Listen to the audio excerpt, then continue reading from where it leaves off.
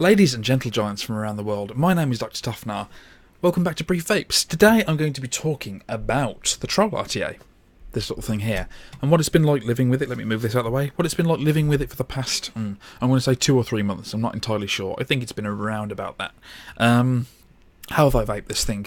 Generally speaking, whilst it has a very ambitious build deck with holes big enough for numerous amounts of big builds, the chamber width itself, as you can see, it's quite a small tank actually for the capacity it has. But generally speaking, the chimney isn't really wide enough for your big beefy juggernauts or anything like that. And I've been running it with simple nichrome round wire builds in here and Canthal and stuff like that, and it's been fine. It has been fine. A lot of people have, since the release, have been having problems with the peak insulator in the centre melting away, and I can only assume that's because they've built built it with the coils too centred, as opposed to pulling them down into the just above the airflow slots, which is what you should do anyway, generally speaking, because you get better flavour.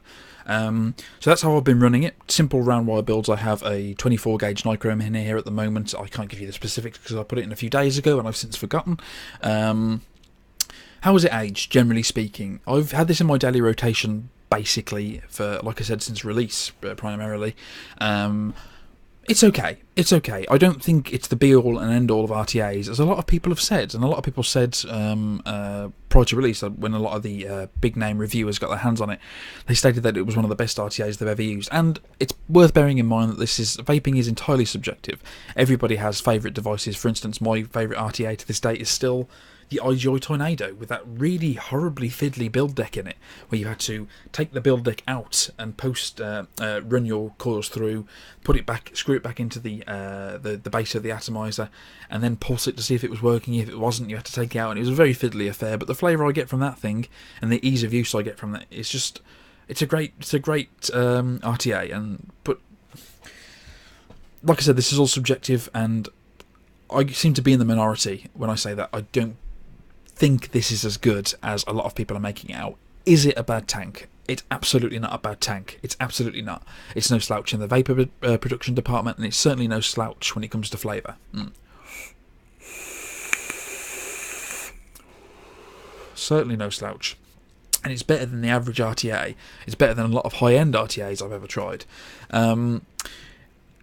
What do I think? If you're a starter builder, if you're an intermediate to beginner builder, I think this is certainly a tank you should consider getting, simply because the build deck is so easy to build on. I've had a couple of issues over the months in terms of wicking it. If your wicking's too thin, or if you run too much cotton, the way I do it is I run my shears through the cotton just to trim out any of the extra clumps that you get. I found if you're too vigorous with your thinning out of cotton, you'll flood the deck and it'll just spew everywhere. Sorry, that's my phone going. But I think generally speaking, it's a lot easier to wick than most RTAs. The Griffin RTA is still one of my favourite RTAs, but god damn it, that thing is a pain in the arse to wick, and as a result I don't particularly use it that much anymore. But the Troll, it offers on all fronts, and I think it's a great tank. I don't think it's the be-all and end-all of tanks, as I've said, but I think 3 months on, 2 months on, 3 months on, it's still one I use all the time because of its simplicity and because of its general all-round greatness.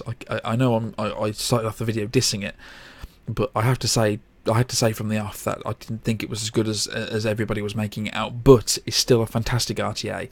That's been my rundown of the Troll RTA, guys. Thank you very much for watching.